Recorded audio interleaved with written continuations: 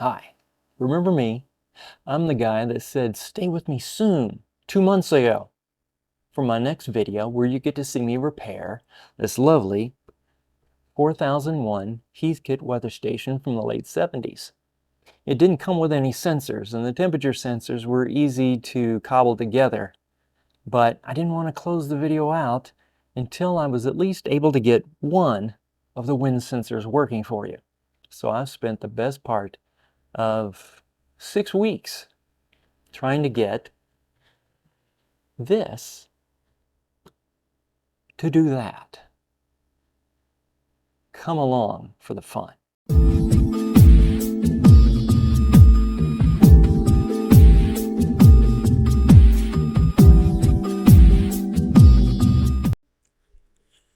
As a kid, I would go through the latest Heathkit catalog with a lot of excitement on something new. In 1979, I'm sure that was the new computer line that they were producing. That was very exciting looking. But they also came out in 1979 with something else that really caught my eye. Now, I've always loved information about the weather. Anything that would tell me what was going on outside was very cool. But back in those days, it was usually something like something with a couple of round gauges in a piece of wood mounted on the wall, kind of looked like a wall clock, and it was probably in your grandfather's den, and it would tell you possibly the indoor temperature and the pressure, and maybe its best guess at when it would rain next. But in 1979, Heathkit came out with something totally new. Now, they did have a couple of little devices about the size of a digital bedside clock, one for wind direction and speed and the other for indoor-outdoor temperature. But this was their first entirely new computerized Heathkit weather station with a full bank of sensors. It had readouts for date and time, temperature, indoor and out, barometric pressure, wind direction, and wind speed. It also recorded minimum and maximum temperature, barometric pressure, and wind gust. So of course I couldn't afford that price at the time, so I waited a few years, like 45. So I finally have one. It doesn't function, which is good because that's the nature of these videos, and it didn't come with any sensors at all. So we're going to take a look at it, see what needs to be repaired, and see if we can replace those missing sensors. Alright, let's take a look at what we've got. Well, at least the bezel in the front is not cracked and not deeply scratched. That's very good. The side piece here, that's a little loose, but we can fix that easily. There's some nicks and wears in the wood, and it looks like the upper display has got several areas where the paint has either been rubbed off or scratched off or both. So we'll attack that later on. But all in all, very good. The buttons are there. Everything's not corroded. We got the Heathkit badge on the front. That's great. On the bottom, these are the screws. Remember, this is a wired sensor display, so everything hooks up down there. In the back does not exist, so we'll have to make something for that. At the bottom, these are the switches to set how you want the display to look. Miles per hour, kilometers per hour, inches or millimeters,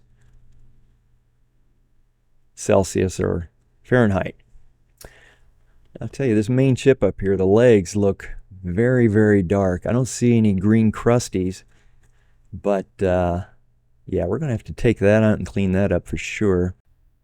Now in the front, I don't know if you can tell or not, but this is actually plugged in. If you can take a look, there's very, very faint readings in the wind direction, a couple of LEDs for Fahrenheit and inches of pressure, outdoor temperature. There's just a little bit of light, and I don't think you can see it right now, but actually the numerical displays are barely in there. Let me turn the lights off. Little magic with Alexa. There we go. And you can see there's a couple of very little bit just flickering number displays on and off. If you took a look there, all the wind direction indicators all lit up at once there, so they work. There we go. See, I'm just wiggling this main connector from the base, so we're going to have to pull that out, make sure everything's got good contacts, make sure the contacts are clean. But yeah, at least it's got life, and so I'm pretty excited. It looks like we got a chance to bring her back. Okay, first thing I want to do is get this microprocessor out. By the way, for those of you playing at home, this is a MOSTEC 3870. It's an 8-bit microcontroller. It has 4K of mass programmable ROM, 64 bytes of scratch pad RAM, 64 bytes of executable RAM, a 32-bit I/O, and a programmable timer. Now, those legs look pretty nasty, so I'm going to put a little sandpaper on them very carefully, clean them up, and I'm going to put her back in. See, there we go. Much cleaner. I don't know if it'll do anything, but it's the first step I want to make just because it was visible. Well, nope, no change, not a bit. So that wasn't it. So on to the next choice. Okay, I've opened the base like I should have in the first place to look at the power supply. You can see the hookups for the switches for the display, the screws at the bottom are for the sensors, the upper circuit boards for the buttons on top of the base display. The power supply looks pretty good. The capacitors don't seem to be corroded. I don't see any corrosion on the lower or the upper board. It's interesting, over here on the lower right, it looks, I'll bet those are the voltage regulators, and they are in wired connectors, wired plug-in connectors. That's a little unusual. I want to take a look at those and see if we've got any problem down there. And take a look at what we've got here. Sorry about the shaky cam. But these connectors, all three of them are extremely loose on the pins. This one here in the middle someone's been in here because it was shoved on and it didn't fit right, so the pins are all bent. It never even made it all the way into the socket. But they're very loose. I'm going to adjust the connectors, try to make them tighter on the pins. I'm going to clean the pins. And I have a funny feeling there might be something here because there's no way there was a good connection. It is so easy to lift off. You can almost sneeze on them and they'll come off. Well, there we go. That did it. All displays are working perfectly. The flickering you see on camera is because of the shutter speed of what I'm recording with. In reality, everything is perfect. The temperature is not 157. That's simply because there's no sensor connected to it. As a matter of fact, the only sensor that's included in the unit itself is the one for barometric pressure. And that has to be calibrated anyway as well, just like the rest of them. Now, I have no sensors, of course, but what we're going to do is first, we're going to take care of temperature. Now, they don't make any of this anymore, but if you go online, Heathkit does exist in a small manner. And they do sell replacement temperature sensors for this unit. So I'm going to order two, one for indoor temperature, one for outdoor temperature. And once I get them, we'll be back, which for you will be seconds. And we'll see what we can do about getting the first two sensors working. Okay, next I'd like to hook up the battery backup. This has a 9-volt clip type battery backup. You hook this to the backup screws on the bottom of the unit, and it really just hangs around in the back of the unit where you don't see it. There's no place to store the battery, but this is just to retain the date and the time. So right now, if it's like an old VCR, if you unplug it and plug it back in, everything's zeroed out. So I just want to test this out and see if this works. Okay, battery's hooked up. Like I said, see, you have to just kind of let it hang out in the back. Everything's okay. I'm just going to unplug it and plug it back in and see if is that time? I think it's time. See if the time comes back. There we go. Power off. I wanted to prove it to you. And plug it back in, and there we go. It works. It held the time.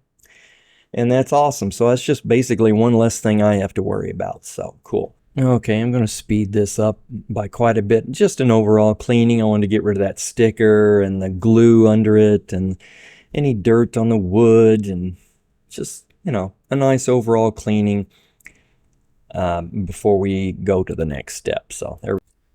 Okay, while we're waiting for those sensors to come in the mail, there's some other things we can do, like this wood side to it. Now it has a deep rectangular dent from some sort of impact, and I'd like to do something to that, but I don't want to sand it. Now these are real pieces of wood, but if I sand it, I'll have to restain the entire thing, and I want to keep the original color. I really don't want to restain it. So I'm going to have to think of something for that. I think I may have an idea. I don't know until I open it. But also notice I've got to open it anyway. This side piece is loose. I'm sure that's just a loose screw and a bracket that help hold it tight. The other side is fine, but this side's very loose. I'm sure it happened from the impact itself. Okay, let's open this back up. Of course, I'm leaving the screws out. I have an idea for this wooden side though. I'm thinking if I can, yeah, there's 4 screws there. I'm wondering if I can flip this block over. It has a very regular shape. There's the looseness, but it's not from the bracket screws. It's from this nut at the top that helps hold the tube that feeds the wires up into the upper display. So that's an easy fix, but I'm going to take this wood, I'm going to add a couple of extra screw holes, flip it over, and see if it looks okay. I have a slight problem.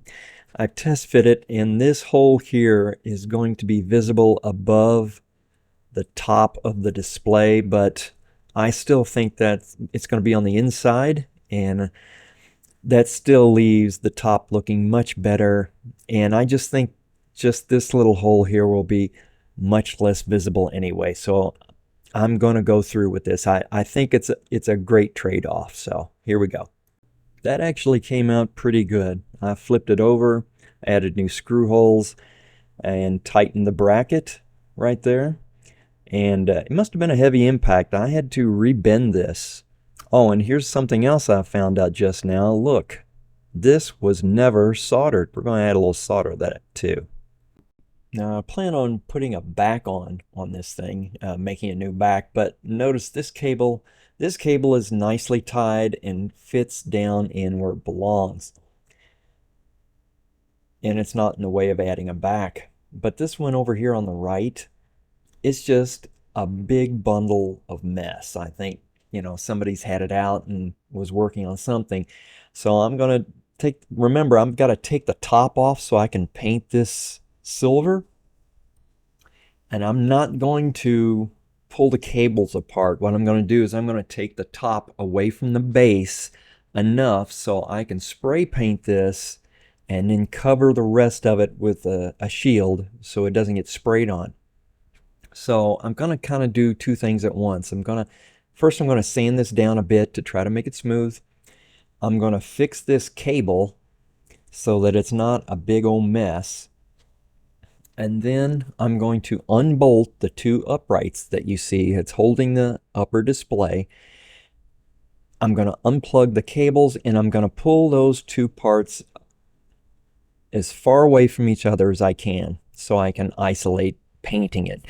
Because there's simply no way of unplugging anything and getting them to go back through those 2 tubes. They're all soldered in. And I don't want to disturb that. It's just too much work. And there's too much of a chance of screwing something up. So that's how we're going to go on this.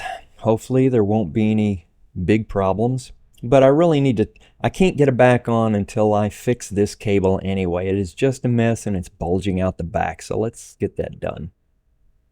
Okay, something I haven't really discussed yet was I wanted to replace the back. I know it was fiberboard. I couldn't find anything local, so I bought online a piece of 1 foot by 18-inch piece of fiberboard, 3 millimeters wide. Now I've already cut it here. I'll sand it down just a touch to make it smooth, and I'll put 4 screw holes in it, and then we'll paint it. And here we go. I've got the screw holes in there. And all we're going to do is give it a nice couple of coats of flat black, and that's the color it was, and that's all this needs. Nothing special, nothing hard to do. And there we go. Put on.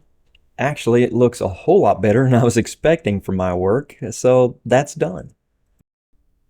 Okay, the top half and the bottom half are now separated. I've repaired the cable bundle to the right and got it all fit well. So a back can go on now. But I'm going to sand the silver here just to try to feather it and get it where they're not deep digs, a little bit like you would do, drywall paste on a wall, try to feather it so you don't see the marks once you paint it. And it's the same thing here. Silver paint will show flaws pretty well. And so I'm going to do my best. I'm going to speed this up, but I did quite a bit of sanding. So here we go.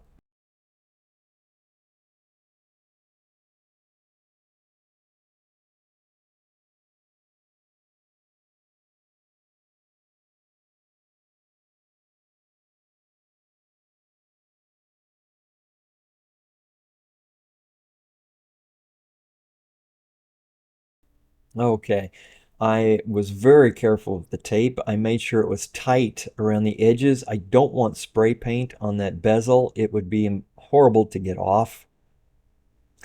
And here we go. I've just got it on a couple of old floor tiles I used to spray paint on, and a couple of more blocking the rest of the unit. That's why I have those things separated like that, so I can protect it. So all I'm going to do is a little bit of silver paint on the front and all three sides, and let's see how it does.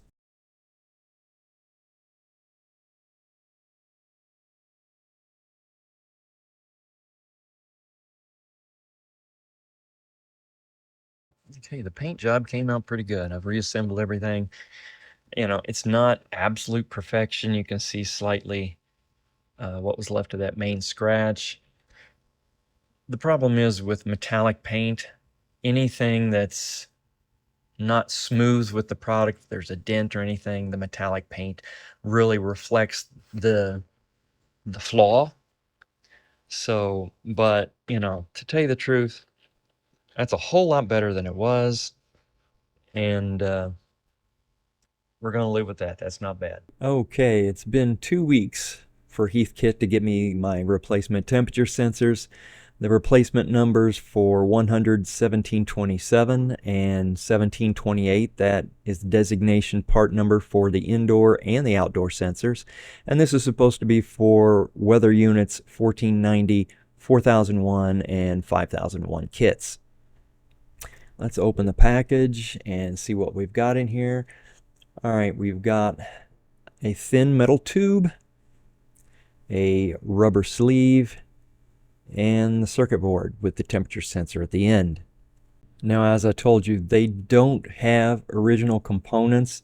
What this is a modern replacement for the sensor they used to have back in the late 70s. So this is a modern build of that sensor to give it the proper output for this weather station. Now, I also got the recommended wiring, which is a 2-conductor 22 gauge shielded cable. And I would make sure and get the shielded. These lines are very long, and these are old style components. They could easily pick up some random signals and give you some stray data and make your temperature inaccurate. All right, the instructions said that positive's on the left, the shield is in the center, and ground is on the right. Now, please forgive me, you have no idea how much editing I had to do to take out nothing but fingers and thumbs. This track was originally 15 minutes long, but I had so much trouble with the tiny board and the wire wanting to bounce all over the place. And also, I've never soldered so poorly in my life, so you're just gonna have to give me a break on this. All right, some solder on the ground on the right. See, look how poor that is. Now I've also got to flip it over and do it because my soldering job was so weak Normally I wouldn't have to do this, but I am soldering to make sure the connection's good. Once it's in the silver tube, I don't want to ever have to take it out again. It's going to be inserted in that metal sleeve, and then the metal sleeve is going to be filled with a sealant to protect it from the weather. So once it's in there, it would be very tough to pull it out without it being damaged. And there we go. Let's hook it up and try it first. Okay, now that it's assembled, I'll speed this up again, but we're just going to hook up the indoor sensor and see how it does before we end up trying to seal it inside of a capsule. So let's find out. I've got to say, after waiting a couple of weeks, I'm kind of excited. And it's working now. Of course, the temperature is way off because it now has to be calibrated, but you can tell that it's there. And the number at least makes much more sense than 157 degrees. So that is awesome. Next thing on the agenda is to calibrate it and get that temperature correct. So let's see what needs to be done. Okay, just a quick note. I had the sensor wired in reverse. It was saying -40. You wire it correctly, and now it says +74, and that's within, I think, 8 degrees of what the room temperature is right now. So that's not bad without calibration. So we're going to seal the sensor, and then we're going to calibrate it. Okay, now we're going to seal the sensor inside the capsule. That rubber sleeve is for the interior wall of that metal tube.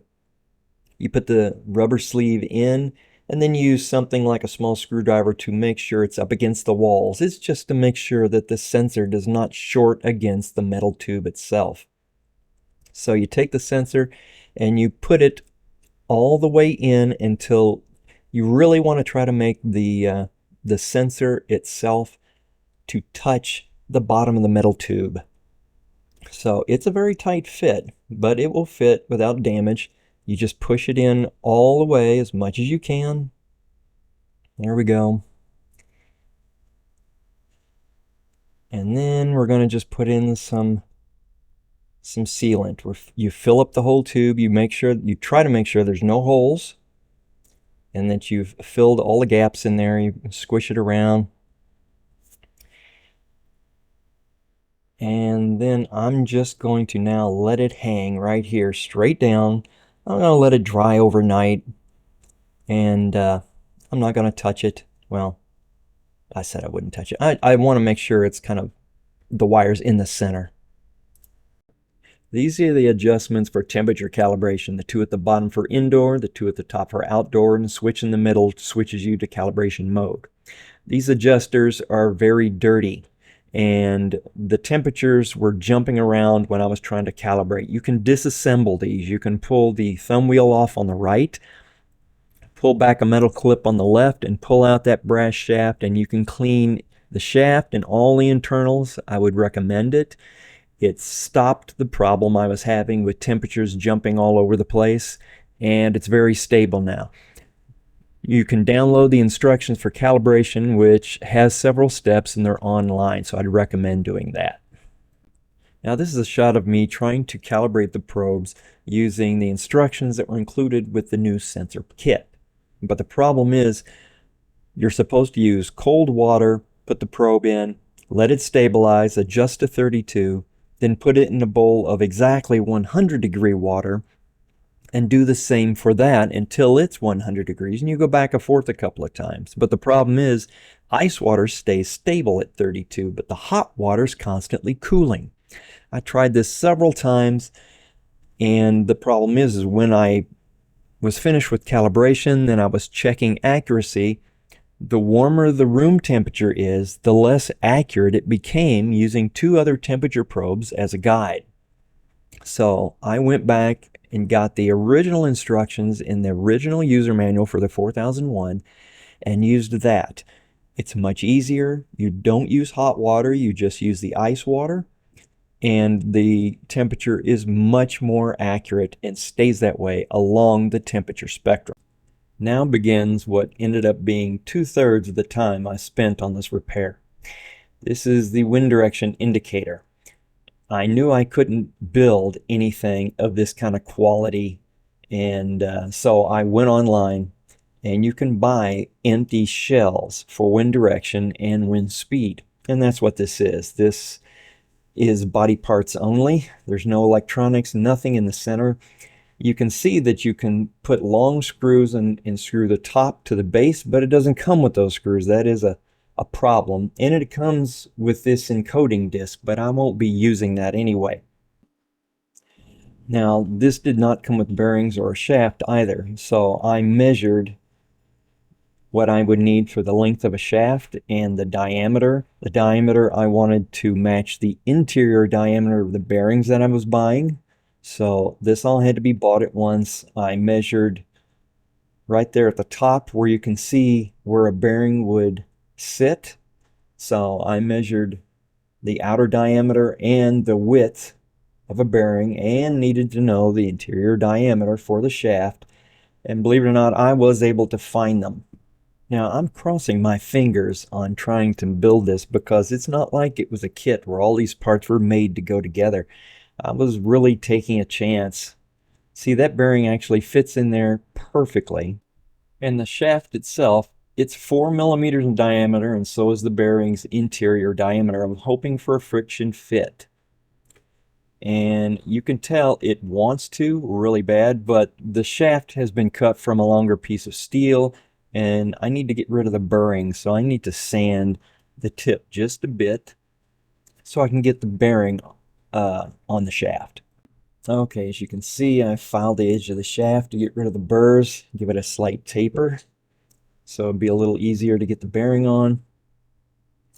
And what I'm going to do is put it in a vise and get something like a small socket that lets me tap only on the bearing, and hopefully I don't tear it up. So here we go. I've got a socket of the right size to just tap on the bearing and not the shaft. I'm going to give it a couple of love taps here, and there we go. It's on the shaft. Now, it's not tight to the shaft, but that's okay. I just need to take out the wobble. It's got to be very symmetrical. So here we go. I've got the shaft with the bearing on top. The bearing's glued in place, of course, only on the exterior. And on the underside, here's the other bearing, and it is glued in place. And as you can see, it is very stable. There's no wobbling, there's no shifting. It's working just the way I need it to work. And here I've mounted the vane on top of the shaft, and it works very well. It's very smooth, and it wants to keep turning. That's great.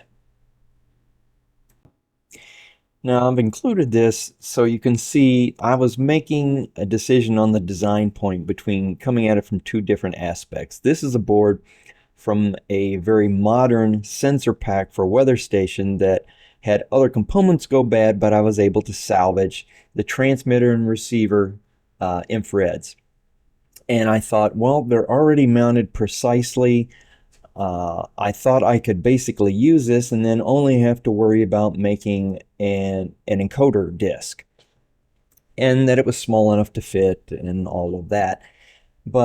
And this encoder disc you see is the one from the modern one. I was just using it as a kind of a test base on whether or not it would work, because it's not designed properly for this unit. And I thought it would do this. I'd have the transmitter above, the receivers below that through the disc, and I thought it would save a lot of time, but it did not. And I've spent a lot of time trying to get this to work, and it just did not. I think for one thing, they were faulty. So after spending way too much time trying to use modern circuits in the sensor, I went the route of trying to recreate the original circuitry for the sensor for the weather station in the old days. So I took a piece of breadboard, I cut it, sanded it into a circle that would fit inside my unit. I took the infrared transmitting LEDs and I tried to space them the way they look in the assembly instructions for the original sensor. Remember, the encoding disc basically has 4 tracks. Each LED shines through a different track. And so you have to space them in a way where it'll shine through or not shine through its own track, but not interfere with the one next to it. So this has got to be as precise as you can. Now the second board has to be cut at the same time as the first. I used a couple of leads from an old resistor to put through the holes of both boards at the same time as I shaped them, because remember, the receiving LEDs need to be exactly above the transmitter, so those holes have to be exactly in the same spot for this to be as precise as you can, and it's got to be pretty precise at this side. Now, I'm still using the modern encoding disc right now. I'm just testing LED placement. Remember, the encoding of the disc is totally incorrect, but I can at least test use of it because it also has 4 tracks. Now I've super glued the LEDs to the board so they point directly up, and I'm doing it on the receiving board as well. I'm doing it before I even think about soldering the legs to the breadboard. Now the transmitter board is wired and using Gorilla Hot Glue mounted to the upper half of the sensor casing. The Gorilla Hot Glue was fantastic. It solidifies and hardens almost as fast as super glue, but it's much stronger than that. And it's especially critical when you're hand positioning these things in place. Now the receiver board has already been wired as well, and it's been hand tested with this disc, but this disc now needs to be replaced with one like the original. So I took a piece of polyacrylic that I bought that, believe it or not, was able to be hand cut with tin snips. I can't believe it did not crack. And then using a Dremel, I sanded it down until it was a nice circle. It came out so much better than I thought it would ever do. I thought this would be the hardest thing, but it came out great. And what I'm going to do is paint it with a paint pen. Now, at this point, I've got to mention something I forgot to tell you, and it was very important to get this right. Notice I've got the receiver board already wired in, and what I would do is hold it over top by hand of the transmitter board, and I would use the encoding disc and test it out. But I kept having glitches I couldn't understand, and what I found out was the transmitter LEDs and even the receiver ones, these are modern, and they have much more output than the originals did. Basically what I was doing is that they were way too bright, and they were shining into other tracks, and that's why I kept having trouble. Here's my disc while I'm talking that was using a paint pen and different sizes of washers. Put a washer in place, paint around the edge. It's done by hand, and I had to do some tweaks here and there, but I ended up coming out with that, and it ends up working pretty well. But, you know, if you saw I was using sleeves on the transmitter LEDs in an earlier portion of the video, and it was me trying to make up for the fact that they were too bright. And I found out what I did was I added that, you can see the little potentiometer there, and I put it in and basically started cranking down the power until I stopped having this way over blooming of the light. Now I was very careful about drilling the center hole in the encoding disc, so it's a very good friction fit to the shaft. But now at this point, I've got to figure out a way of mounting the receiving board on top of the transmitter board. And this is what I came up with. These are coax cable mounting supports, where you usually put a nail through and you can mount it to a wall to make sure it's not in the way. But what I'm going to do is take it and sand off the part where the nail goes through, where the top and the bottom are pretty much identical and both sides are flat. And I'm going to use 3 of these as supports from the bottom board to the top board. This ended up being a very good solution for this, because that way the top and the bottom have a large mounting surface to glue to the boards. But then, since it's arch-shaped, there's lots of room in between for a disc to rotate. Well, here it is on all its glory. I know it looks like just a darn mess, but it won't budge. It's solid. You're going to notice a slight wobble in the encoding wheel when I spin it, but it is It fits. I had to do a little sanding on some of these supports so the case would fit up under it. But as you can see, although it's ugly, it works. I'm going to use a small hand drill, make some holes, and put in some little tiny screws to help hold it together, because I know there'll be plenty of people going, "I think glue is going to fall apart." Well, I'm going to add some stuff before I put the bottom case on, so don't worry about that. All I know is it works. And here it is completed. I used a piece of the polyacrylic I used for the encoding disc to make a small platform for it, which it's screwed to. And that piece is bolted to a piece of aluminum square stock, which when I finish the other sensor, I'll bolt it to the opposite side, and then I'll mount this outside. But as you can see, this works pretty well. And thanks for joining me on this long, sometimes tedious, but ultimately satisfying project. I hope you like what you saw. Please subscribe if you're so inclined, and as always, thanks for watching.